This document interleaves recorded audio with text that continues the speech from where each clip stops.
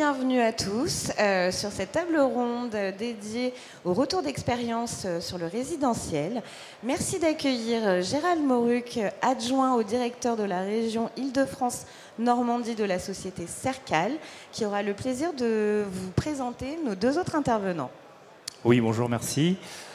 Ravi de faire cette présentation ce matin, qui est un retour d'expérience donc, sur un sujet résidentiel de rénovation.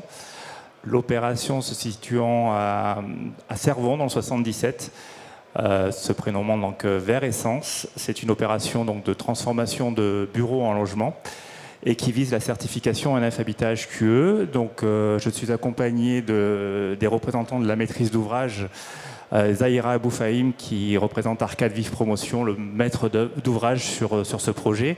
Et il y a donc présent aussi, qui participera à cette présentation, Monsieur Marolo Romain, de la société C'est Mon Rapport, la partie architecturale du projet.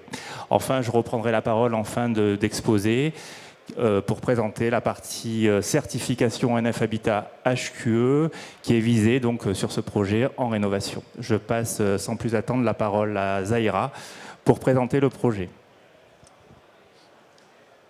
Oui, bonjour. Donc Zahira Aboufaïm de chez Arcade Vive Promotion. Je vais vous présenter le projet Vert Essence, qui est en fait un projet qui s'inscrit dans le cadre d'une réponse à concours dans la commune de Cervon en Seine-et-Marne. C'était un concours qui portait sur une parcelle qui appartenait à l'entreprise Weber, qui est elle-même du groupe Saint-Gobain, et sur laquelle il y avait leur siège social. L'équipe projet qui a participé au projet et donc, dont je fais partie est Arcade Vive Promotion, C'est Mon Rapport, dont fait partie Romain Marolo, le bureau d'études EOD et le paysagiste L'Arbre à Camus. Donc, sur cette parcelle de plus de 22 000 m², Arcade Vive travaille essentiellement sur une partie du terrain. La deuxième partie du terrain est en rétrocédé. On le voit en fait sur l'image, la partie du milieu est rétrocédée pour devenir des équipements publics. Et la partie basse, on va dire, et la partie haute sont le terrain d'Arcade Vive Promotion. Sur notre parcelle, nous avons deux bâtiments qui seront réhabilités, qui sont ceux qu'on voit sur l'image et qui font d'ailleurs l'objet de la présentation d'aujourd'hui. Concernant le reste du projet, en fait, on est sur une construction de 96 logements. On a 31 logements neufs en accession qui sont tout en haut de l'image, qui sont sur 5 bâtiments et un niveau de sous-sol. On a 43 logements neufs en locatif qui sont répartis sur 6 bâtiments en bas de l'image, ce qu'on voit tout en bas là. Et enfin, on a 2 bâtiments réhabilités, donc ceux dont je vous ai parlé précédemment, qu'on va transformer en 22 logements. Les logements en accession, donc les premiers, c'est du BRS, c'est du bail réel solidaire. Donc en fait, c'est lorsque les acquéreurs sont propriétaires du bâtiment, mais pas du foncier. Et le reste du projet locatif est pour le compte d'Antin Résidence. Sur ce projet, nous avons donc bien sûr de l'accession, nous avons du social, nous avons une crèche, nous avons énormément de places en extérieur et bien sûr avec les équipements publics qu'on a, on considère que c'est un projet très ambitieux en termes d'urbanisme. C'est aussi un projet très ambitieux en termes environnementaux parce que nous avons beaucoup d'objectifs qui sont importants. Nous sommes RE 2020 seuil 2025 sur toute la partie neuve. Nous avons le label biosourcé niveau 2 sur, encore une fois, toute la partie neuve, qui nous a imposé du coup de travailler avec des matériaux beaucoup plus performants. Nous avons d'ailleurs la moitié des mètres carrés neufs qui sont construits en bois. Et nous avons comme objectif d'obtenir le label Logement Santé, qui est un label qui allie la qualité de vie dans les logements et la santé. Et bien sûr, nous sommes NF Habitat HQE sur toute la partie sociale. Et en particulier, nous devons le label HPE Rénovation 2009 sur les bâtiments réhabilités qui sont l'objet de la présentation d'aujourd'hui. Et là, je vais laisser la parole à Monsieur Marolo qui va vous présenter ces bâtiments-là. Merci Zahira. Donc on revient ici avec le plan de l'existant sur le site, donc avec la partie centrale, comme l'a expliqué Zahira, qui est rétrocédée à la ville. Sur le site, on avait un élément fort et très qualitatif, c'est le paysage. On voit ici apparaître donc, tous les arbres qu'on a conservés. Et également donc, dans cette logique de conservation, donc, sur la partie de notre opération, on a les 2 bâtiments en rouge qu'on voit apparaître ici sur la partie sud, qui ont fait l'objet de la réhabilitation. On voit ici une photo de ces bâtiments. On voit également donc, la qualité paysagère sur le site. Sur ces bâtiments, donc c'est des bâtiments qui ont une cinquantaine d'années, qui ont été construits, donc qui sont en R+1 avec une toiture terrasse, une construction donc principalement en béton armé. On a, alors sur les deux bâtiments, on est sensiblement sur le même mode constructif. Celui qu'on voit ici, on est plutôt sur des ensembles menuisiers en façade qui allaient du rez-de-chaussée au premier étage. Donc on le verra sur la réhabilitation, c'était finalement presque plus simple sur ces bâtiments. Et donc on voit ici donc, le plan masse. Avec sur la partie centrale, donc on va dire presque en forme de V inversé, les deux bâtiments existants qui ont été conservés. Par rapport au premier plan masse qu'on a pu voir, que Zahira a présenté, donc on avait des toitures qui étaient végétalisées. Finalement, donc, suite aux différents diagnostics structure, donc ça c'est un des éléments qui n'a pas pu être conservé au fur et à mesure du projet. Au niveau du projet, l'idée c'était, sur la globalité du projet, d'avoir 100% des logements qui soient traversants. Et comme on conservait donc, une grande partie du paysage, c'était d'offrir pour tous les logements une vue sur la végétation existante du site. Et donc l'idée c'était d'offrir la même qualité aux logements, que ce soit les logements neufs ou les logements réhabilités. Donc on va le voir, on a essayé d'avoir le même principe sur ces logements réhabilités. Ici donc le bâtiment existant, on avait la chance d'avoir des bâtiments assez faibles qui font 11,5 mètres d'épaisseur. Donc dans la logique de faire des logements traversants, donc, cette épaisseur nous a permis de proposer des logements traversants sur toute la partie réhabilitée. On le voit, donc on a des dalles béton, que ce soit sur le plancher bas, intermédiaire ou plancher haut. Et puis ensuite, sur les façades, alors sur les deux bâtiments, c'était sensiblement le même système. Donc on a des façades béton et quelques parties en remplissage, soit avec un petit peu de maçonnerie type parpaing, ou sinon des ensembles menuisés. Et le mode constructif intérieur, finalement, se portait vachement bien pour la réhabilitation, vu qu'on a uniquement une file centrale porteuse, non pas avec un refend béton, mais uniquement avec un système poteau-poutre. Donc toute la première partie donc, qui consistait à démolir et à curer le bâtiment, donc aujourd'hui ça vient d'être réalisé pour situer un peu le planning du projet. Donc le permis a été obtenu et donc là on a démoli et curé les bâtiments. Donc on est venu curer donc soit la dépose de tout le second œuvre avec les cloisons, les menuiseries intérieures. On avait un petit doublage intérieur qui a également été déposé. Et puis donc on est venu démolir un certain nombre d'allèges qui nous évitent des reprises structurelles compliquées, qui nous permettront d'avoir tous les accès pour les logements, soit la partie accès logement ou également les prolongements extérieurs vers les terrasses. Donc voici ici donc, une vue en plan avec les deux bâtiments après curage. Donc on a finalement des bâtiments très simples à venir réhabiliter.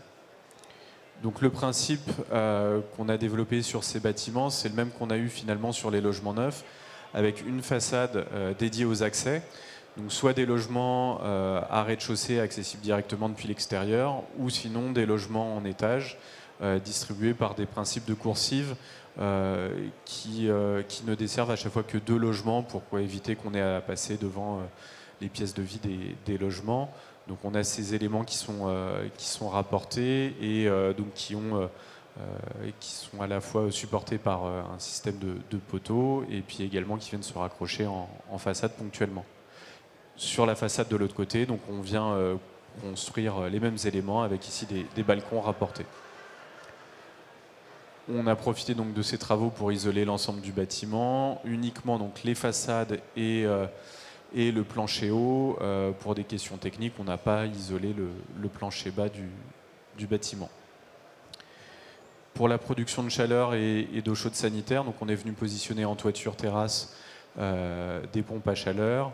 On a tout un système, donc un petit local technique qui est situé à l'intérieur du bâtiment à rez-de-chaussée. Et pour la distribution, comme on était sur des bâtiments bureaux, on a une hauteur sous dalle qui était plus importante, donc on était à 2,80 m sous dalle, ce qui nous a permis d'intégrer ponctuellement des faux plafonds pour toute la distribution des fluides. Ici, donc, on voit en haut le principe d'intervention sur la façade. Donc ça, c'était le premier bâtiment qu'on a vu en photo au début, avec donc finalement la partie la plus claire, ça représente les ensembles menuisés qu'on avait, et donc la partie en orange plus soutenue, ça correspond à toutes les portes d'accès, vu que là on est sur la façade d'accès. Et puis on le voit sur le rez-de-chaussée, toutes les allèges qu'on est venu démolir pour créer les accès à chaque logement. Donc finalement une intervention assez simple sur les façades et sur la structure. Ici donc la façade arrière avec le même principe d'intervention, avec en étage donc, des grandes ouvertures pour accéder au balcon, et puis à rez-de-chaussée uniquement des allèges qu'on est venu démolir.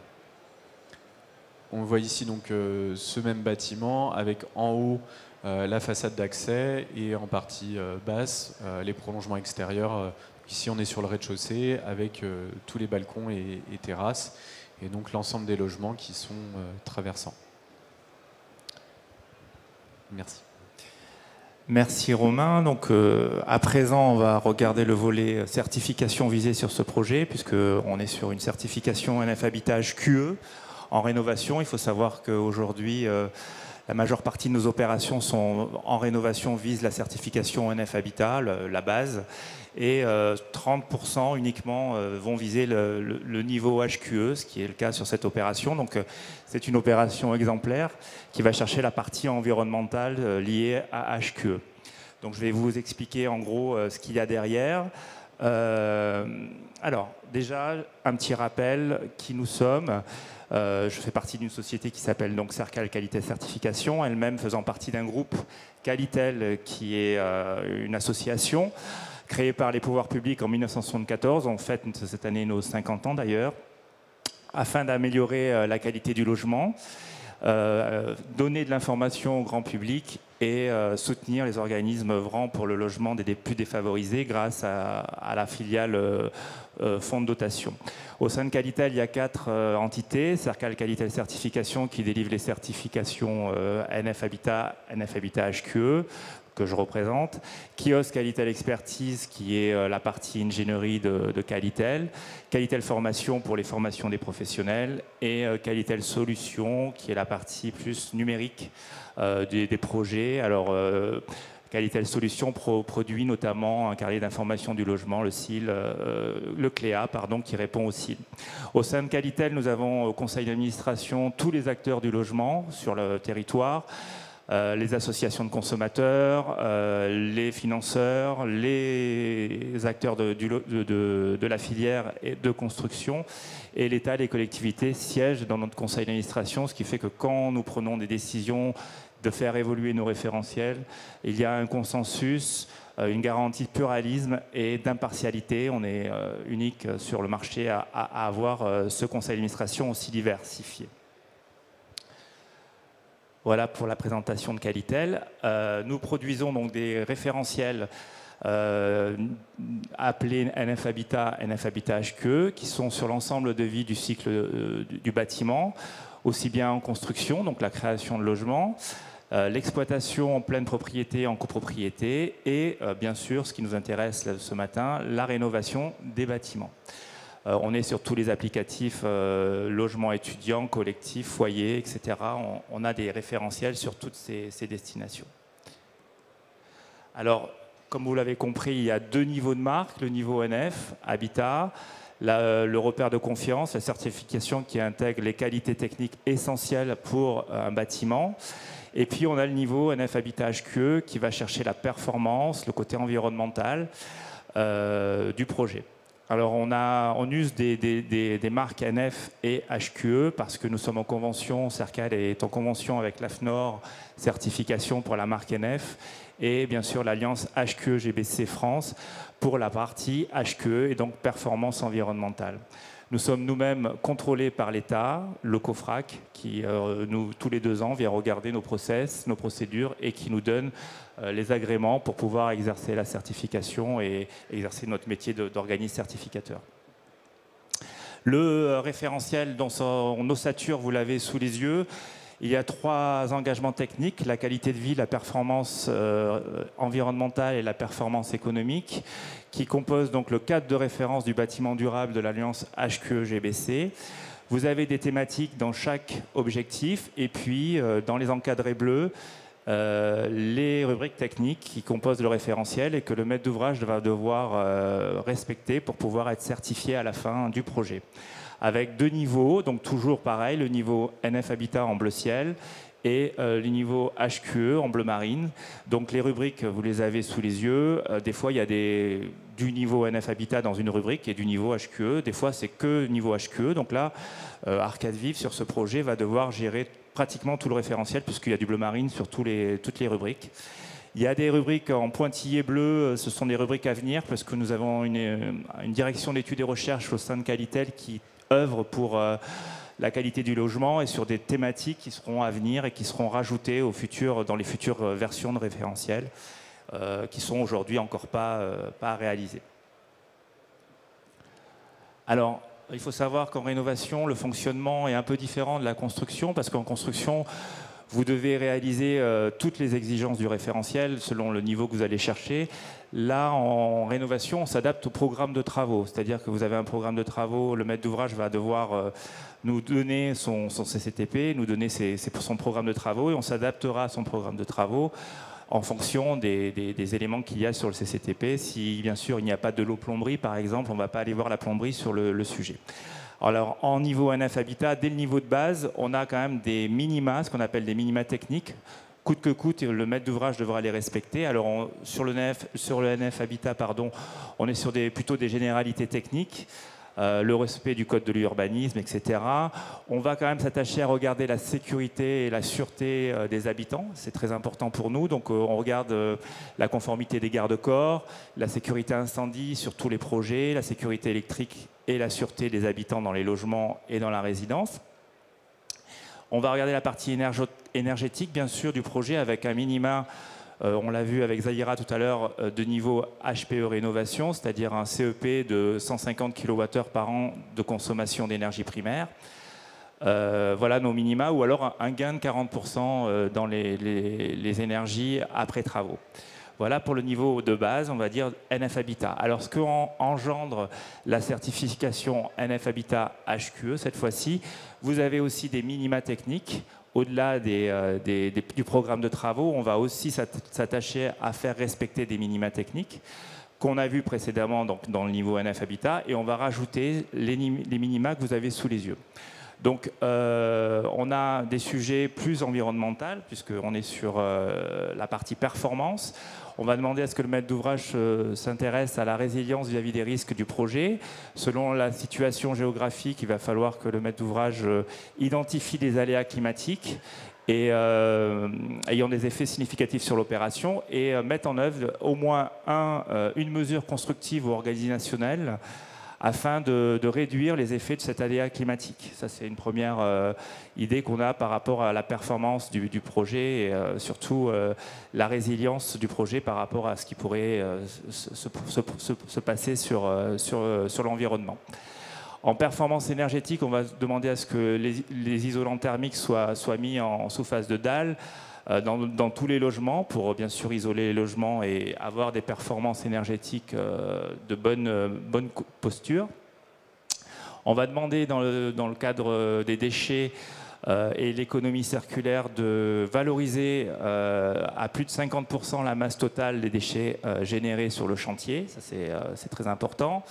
Dans la partie sécurité-sûreté, on a vu tout à l'heure des minima qu'il y avait en NF Habitat. On va rajouter plus d'exigences encore, puisqu'on a un outil sécurité-sûreté qui est à disposition du maître d'ouvrage et que va devoir remplir la maîtrise d'œuvre et le maître d'ouvrage pour pouvoir avoir une note à la fin, A, B, C, D ou E. Si la note obtenue est supérieure à C, il faudra venir faire des modifications pour atteindre les objectifs de la certification. Concernant la fonctionnalité des lieux, on va sur plutôt de la communication à l'intérieur des logements et de la résidence, notamment sur le planning de ramassage des déchets. S'il y a un R+6, il faudra avoir un ascenseur. Puis après, c'est plus sur les stockages des déchets qu'il y aura de la signalétique à intégrer. On va demander aussi à ce que le maître d'ouvrage s'intéresse aux charges, aux futures charges des futurs habitants, bien sûr. C'est important.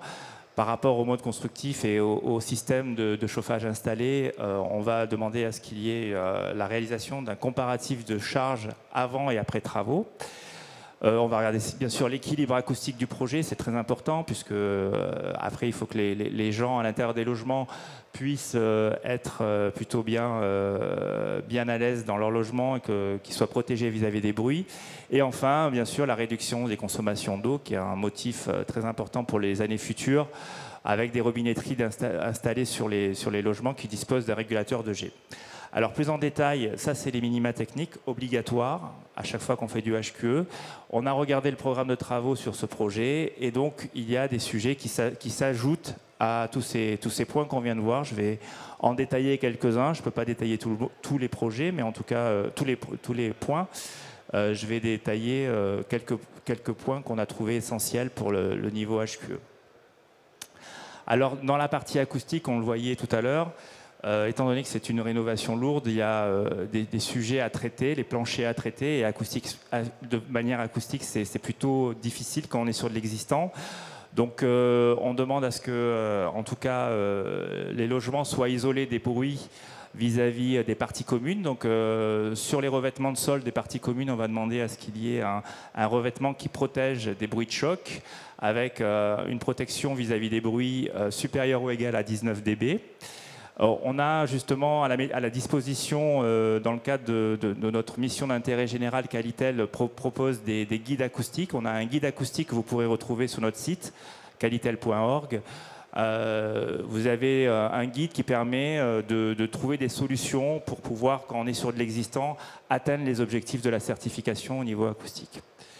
Par rapport à l'énergie, on l'a vu avec Romain tout à l'heure, il y a des pompes à chaleur qui sont installées en toiture. On va demander à ce qu'il y ait des entreprises qui installent ces pompes à chaleur avec des qualifications, qu'elles soient qualifiées, qu'elles soient accréditées par le COFRAC et qu'elles aient la qualification Qualibat pour pouvoir installer ces pompes à chaleur et faire le contrôle de ces performances de ces installations. C'est très important pour nous parce qu'une pompe à chaleur mal installée ou défaillante, ça peut poser beaucoup de dérangements au niveau des habitants. Donc c'est un des sujets qu'on vient voir dans la performance énergétique, en plus de ce qu'on a vu tout précédemment. Dans la partie consommation d'eau, donc sujet très important aussi pour l'avenir, on est sur des niveaux de robinetterie installés qui sont certifiés NF 077 avec un classement éco. Alors le classement éco, vous l'avez en bas à droite, pardon, sur le tableau. Et éco, donc ça veut dire pour le E, économie d'eau, donc les économies, vous l'avez compris. Le C, confort ergonomique, économie d'énergie. Avec le A, vous êtes sur l'acoustique. Et enfin, le U, l'usure, la durabilité. Donc on a des classements éco à obtenir sur chaque robinetterie à l'intérieur des logements, sur la douche, le lavabo, l'évier et les bains-douches. Donc vous avez à chaque fois un classement à obtenir qui est très exigeant au niveau de la durabilité, de l'usure, bien sûr, du confort ergonomique et puis de l'acoustique vis-à-vis à l'intérieur des logements, qu'on n'entende pas la robinetterie d'une pièce à l'autre. Voilà pour les rééducations des consommations d'eau. C'est encore un niveau HQE qui demande un peu plus que la norme, on va dire. Enfin, on a sélectionné un autre sujet qui peut être mis en avant sur cette opération, c'est la partie gestion durable et gestion forestière durable, notamment, avec toujours pareil dans l'optique de l'économie circulaire. Le niveau HQE demande à ce que tous les produits de construction neufs utilisés sur le projet et soit issus en tout cas d'une forêt éco-certifiée. Alors avec des labels qu'on a mis en bas à droite, toujours le label FSC ou PEFC, qui lutte donc contre la déforestation et la gestion durable des forêts. Alors on parle de familles de produits sur la structure, la façade, la couverture, les menuiseries, l'isolation, le cloisonnement et le revêtement. Voilà, c'est toutes des familles de produits qui peuvent utiliser le bois dans son ensemble, dans le matériau neuf. Voilà pour les quelques exemples qu'on a pris pour le HQE. Il faut savoir qu'on a un référentiel avec plusieurs exigences, vous l'avez vu précédemment. Vous pourrez le consulter dans nos référentiels sur le site de notre société, qualitel.org. Vous avez tous les référentiels avec les différentes exigences HQE. On n'a pas pu tout détailler en 20 minutes sur cette intervention. Voilà, j'en ai terminé. Merci. Avez-vous des questions? N'hésitez pas. Oui. Bonjour. Je voulais savoir au niveau des packs que vous avez installés, j'ai l'impression que c'est des packs aérothermiques. Est-ce que vous avez envisagé des packs géothermiques en surface? En fait, la difficulté de la géothermie, c'était... alors, de la géothermie de surface, c'était tout simplement comme on a énormément d'arbres qui sont conservés. En fait, le moindre mètre carré, enfin, c'était très compliqué d'avoir un peu de la surface disponible. Donc, c'est pour cette raison que ça n'a pas été étudié. D'autres questions? Eh bien, il me reste à vous remercier tous les trois pour votre intervention. Je vous remercie énormément et n'hésitez pas si vous souhaitez prolonger les échanges. Je pense que nos invités se feront un plaisir de vous répondre. Un grand merci et nous vous retrouvons à 15h30 pour une prochaine conférence. Merci.